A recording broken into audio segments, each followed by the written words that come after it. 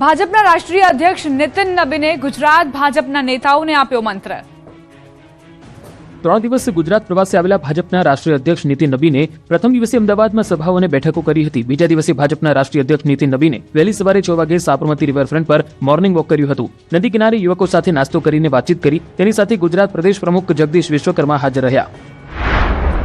જે બાદ નીતિન નબીન ભદ્રકાળી માતાજીના મંદિરે પહોંચ્યા। અહીં ભદ્રકાળી માતાજીની પૂજા અર્ચના કરવામાં આવી। માતાજીની ચલિત પ્રતિમા અને પાદુકાની પૂજા સાથે વરદ હસ્તનું પણ વિધિવત રીતે પૂજા કરવામાં આવી।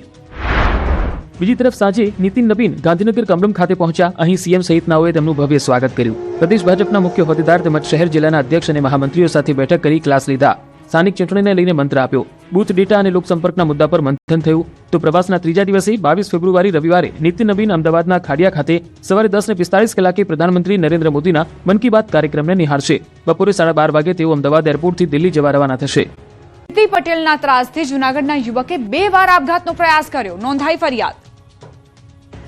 વિવાદિત કીર્તિ પટેલે મૃગીકુંડમાં સ્નાન કર્યાનો વિવાદ હજુ શમ્યો નથી। ત્યાં વિવાદમાં નવો વળાંક આવ્યો છે। જૂનાગઢના એક યુવકે સાધુ સંતોના સમર્થનમાં અને કીર્તિ પટેલના વિરોધમાં સોશિયલ મીડિયામાં વિડીયો વાયરલ કરવો ભારે પડ્યો, કેમ કે સોશિયલ મીડિયા પર વિડીયો વાયરલ કર્યા બાદ કીર્તિ પટેલ સહિત 4 થી 5 લોકોએ આ જૂનાગઢના યુવકને ધમકાવ્યો હતો, જેથી તેણે જેતપુરમાં આપઘાતનો પ્રયાસ કર્યો। કીર્તિ પટેલ અને તેના સાગરીતોની ધમકીથી કંટાળી જૂનાગઢના યુવકે જેતપુરમાં ફિનાઇલ ગટગટાવ્યું। મુસ્લિમ હોવા છતાં સનાતન ધર્મમાં અતૂટ શ્રદ્ધા ધરાવતા યુટ્યુબરે કીર્તિ પટેલનો વિરોધ કરતો વિડીયો બનાવ્યો હતો। ઉશ્કેરાઈને કીર્તિ પટેલ, દિવ્યા સાવલાણી, જશપાલસિંહ, હનુ ચાવડા અને વીરમ મેવાડાએ યુવક પાસે 20 લાખ રૂપિયાની ખંડણી માંગી। આરોપીઓએ વિડીયો હટાવી લેવા દબાણ કરી યુવકને ખોટા બળાત્કારના કેસમાં ફસાવી દેવાની અને જાનથી મારી નાખવાની ધમકી આપી। આરોપીઓએ ઘરે આવી જવાની ધમકી આપતા ડરી ગયેલા યુવકે પહેલા પોતાના ઘરે અને બાદમાં જેતપુર નવાગઢમાં ભાદરના પુલ પાસે બીજી વાર ફિનાઇલ પી લીધું, જેને લઈને જેતપુર ઉદ્યોગનગર પોલીસે કીર્તિ પટેલ સહિત 5 વિરુદ્ધ ગુનો નોંધી તપાસ હાથ ધરી। પોલીસે મોબાઈલ લોકેશન અને વોટ્સએપ કોલ રેકોર્ડિંગના આધારે વધુ તપાસ શરૂ કરી છે। અમદાવાદમાં ડીજે વગાડવા મુદ્દે બબાલ થતા જાન દુલ્હન લીધા વગર વડોદરા પરત ફરી।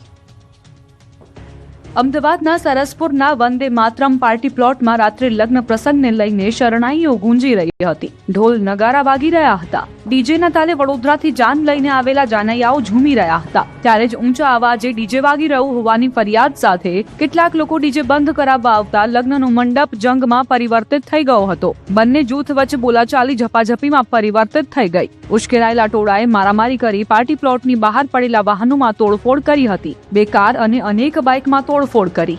લગ્નના મંડપે પહોંચેલા વરઘોડા પર પથ્થરમારો થતા નાસભાગ મચી ગઈ હતી। જાનૈયાઓ સહિતના મહેમાનો જીવ બચાવવા ભાગમભાગ કરતા નજરે પડ્યા। જીવ બચાવવા જાનૈયાઓ માંડવિયાઓ સુરક્ષિત જગ્યાએ છુપાઈ ગયા। સ્થિતિ એટલી ખરાબ થઈ ગઈ કે દુલ્હનને લીધા વગર જ જાન વડોદરા પરત ફરી। ઘટનાની જાણ થતા ડીસીપી સહિત ઉચ્ચ અધિકારીઓએ સ્થળ પર પહોંચી મામલો કાબૂમાં લીધો। પોલીસે એક સગીર સહિત 7 આરોપીની ધરપકડ કરી। જેના લગ્ન હતા તે યુવતીના પરિવારજનો પોલીસ સ્ટેશન પહોંચ્યા અને ન્યાયની માંગ કરી રહ્યા છે। તો ઘટનાને લઈ વીએચપીના નેતાઓ કાર્યકરો પણ પોલીસ સ્ટેશન પહોંચ્યા અને આરોપીઓ સામે કડક કાર્યવાહીની માંગ કરી। તો પોલીસ અધિકારીએ પણ આ મામલે જવાબદારો સામે કાર્યવાહીની ખાતરી આપી છે। એઆઈ મુદ્દે કરેલા વિરોધના પડઘા ગુજરાતમાં પડ્યા છે। અમદાવાદ, સુરત બાદ રાજકોટમાં ભાજપના નેતાઓએ કોંગ્રેસ અને રાહુલ ગાંધીનો વિરોધ કર્યો। રાજકોટમાં ભાજપ અને કોંગ્રેસના કાર્યકરો વચ્ચે ઉગ્ર ઘર્ષણના દ્રશ્યો સર્જાયા હતા। રાહુલ ગાંધીના નિવેદનથી રોષે ભરાયેલા રાજકોટ જિલ્લા અને શહેર યુવા ભાજપ મોરચા દ્વારા કાઢવામાં આવેલી રેલી કોંગ્રેસ કાર્યાલય પહોંચતા વાતાવરણ તંગ બની ગયું હતું। કોંગ્રેસના કાર્યકરો પણ સામે પક્ષે મેદાને આવ્યા હતા।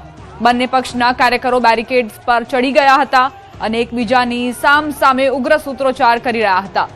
થોડી જ વારમાં મામલો એટલો બિચક્યો કે બંને પક્ષો વચ્ચે ઝપાઝપી અને ઘર્ષણ જેવી સ્થિતિ નિર્માણ પામી। ઉશ્કેરાયેલા કાર્યકરોને કાબૂમાં લેવા માટે પોલીસને ભારે જહેમત ઉઠાવવી પડી હતી અને સ્થિતિ થાળે પાડવા માટે પોલીસને પરસેવો વળી ગયો હતો। સ્થિતિ વધુ ન વણસે તે માટે પોલીસે તુરંત કાર્યવાહી કરતા ભાજપના 50 જેટલા કાર્યકરોની અટકાયત કરી હતી અને તેમને પોલીસ બસમાં બેસાડી સ્થળ પરથી ખસેડ્યા હતા। જોકે ભાજપના કાર્યકરો ગયા બાદ પણ કોંગ્રેસના કાર્યકરોનો રોષ શાંત ન પડ્યો। કોંગ્રેસના કાર્યકરોએ બેરિકેડ્સ આડા પાડીને વિરોધ પ્રદર્શન ચાલુ રાખ્યું અને પોલીસ સાથે પણ ઉગ્ર બોલાચાલી કરી। અંતે પોલીસે સમજાવટથી કોંગ્રેસના કાર્યકરોને પાછા વાળ્યા। હાઈ વોલ્ટેજ ડ્રામાના કારણે રાજકોટના રાજકારણમાં ગરમાવો આવી ગયો। હાલમાં ભાજપ અને કોંગ્રેસના કાર્યકરો છે તે સામસામે આવ્યા છે. ખાસ કરીને આપણે દ્રશ્યો પણ બતાવવાનો પ્રયાસ કરીશ કે જે રીતે અત્યારે ભાજપના કાર્યકરો છે તે અત્યારે ઉગ્ર વિરોધ કરી રહ્યા છે. આપ સીધા દ્રશ્યોમાં જોઈ શકો છો. હાલ અહીંયા બંગડી પણ બતાવવામાં આવી રહી છે. બેન શું કહેશો? બંગડી બતાવો. અરે મહિલાઓને આગળ કરીને વિરોધ કરવા આવ્યા છે. મહિલાઓને આગળ કરે છે. મહિલા કાર્યકર્તાને આગળ કરે છે. તમને શરમ આવવી જોઈએ. તમને બીક લાગે છે? વિરોધ કરવામાં આવી રહ્યો છે. આગળ જે ભાજપના કાર્યકરો છે તેમની સાથે પણ વાત કરવાનો પ્રયાસ કરીશું. શું કહેશો? રાહુલ ગાંધી હાય હાય, રાહુલ ગાંધી હાય હાય. પિસ્તો કાર્યકર્તા થઈ રહ્યું છે. ખાસ કરીને જે રીતે અત્યારે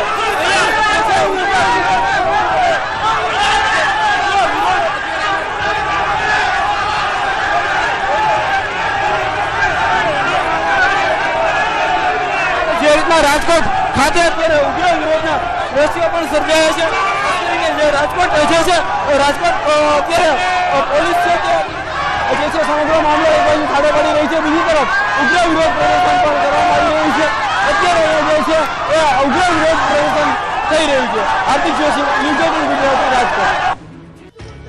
દિલ્હીના ભારત મંડપમ ખાતે આયોજિત પ્રતિષ્ઠિત એઆઈ સમિટનો વિરોધ પક્ષે વિરોધ કર્યો હતો, જેના પડઘા હવે સુરતમાં પણ જોવા મળી રહ્યા છે. દિલ્હીમાં યુથ કોંગ્રેસના કાર્યકરો દ્વારા સમિટ દરમિયાન કરવામાં આવેલા પ્રદર્શનને ભાજપે દેશની વૈશ્વિક છબી ખરડવાનો પ્રયાસ ગણાવ્યો છે. આ ઘટનાના વિરોધમાં સુરતના અઠવા ગેટ વિસ્તારમાં ભાજપના કાર્યકરો મોટી સંખ્યામાં ઉમટી પડ્યા હતા અને કોંગ્રેસ નેતા રાહુલ ગાંધી વિરુદ્ધ ઉગ્ર સૂત્રોચ્ચાર કરી તેમના પુતળાનું દહન કર્યું હતું. અઠવા ગેટ ખાતે આયોજિત આ વિરોધ પ્રદર્શનમાં ભાજપના સ્થાનિક નેતાઓ અને મોટી સંખ્યામાં કાર્યકરો જોડાયા હતા. તો અમદાવાદમાં પણ ભાજપે વિરોધ કર્યો હતો. અમદાવાદના લાલ દરવાજા ખાતે ભાજપ યુવા મોરચા દ્વારા વિરોધ પ્રદર્શન કરાયું હતું. ભાજપ યુવા મોરચાએ રાહુલ ગાંધી અને કોંગ્રેસનો વિરોધ કરી રાહુલ ગાંધીનું પુતળું બાળ્યું.